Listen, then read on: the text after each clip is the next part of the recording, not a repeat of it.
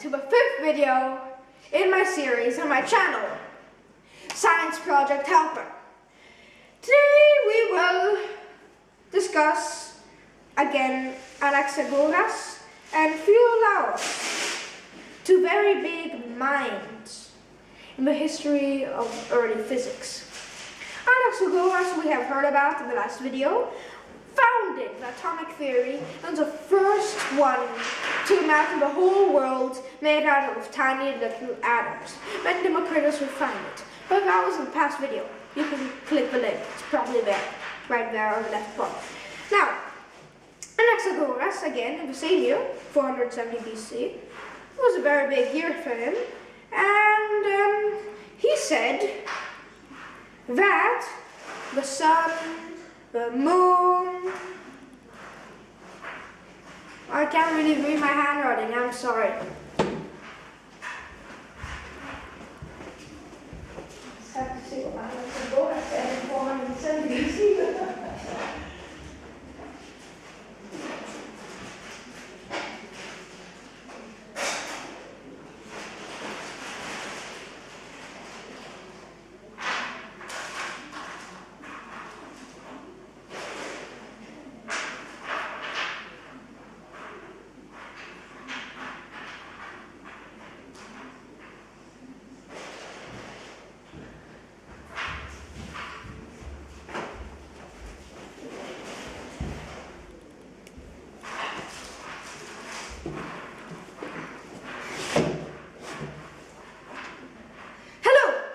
Welcome to the 5th video in my series and in my channel, Science Project Helper.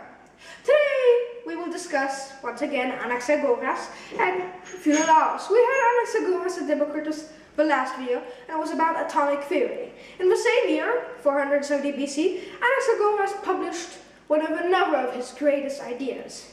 Okay, he said that the sun, the moon, and all the other celestial bodies were made out of the same matter as the Earth. That is because of the seeds, these super seeds, these tiny little atoms that Anaxagoras describes before and Democritus later refined. Now this was revolutionary for the whole world, because they thought, now look at the moon, it's like white. The Earth isn't white like that. Or look at the sun, it's soft, blazing. Can't possibly be made out of the same material as us. Or look at the stars, they twinkle. Our Earth doesn't twinkle. That's not possible. Okay? But Anaxagoras proved, well, he didn't really prove, but couldn't prove it at that time. But he said, well, because of these seeds, might as well be the whole, all these seeds in the universe are made with one type of seed. And he was true. He was right. Yeah, and so that's what he said. But he also said, to make his theory more credible, is that the sun was a hot, glowing rock, which isn't exactly accurate, seeing that we now know that nuclear fission occurs inside the sun. And so that's what he had to do. As a byproduct of saying that the sun was made of the same stuff as Earth, the sun was a hot, big, glowing rock. Just a big lump in space glowing very loud. And so that's one of his lesser big,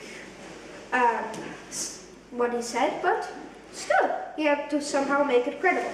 Next is Philolaus, who was a complete genius and said, well, wait, the Earth rotates. That's why we have days and nights. At the time, he was a complete genius. But today, well, that's just common knowledge, I guess. But thanks to Philolaus, it is common knowledge. So thank you, Philolaus, who did his amazing work 455 BC.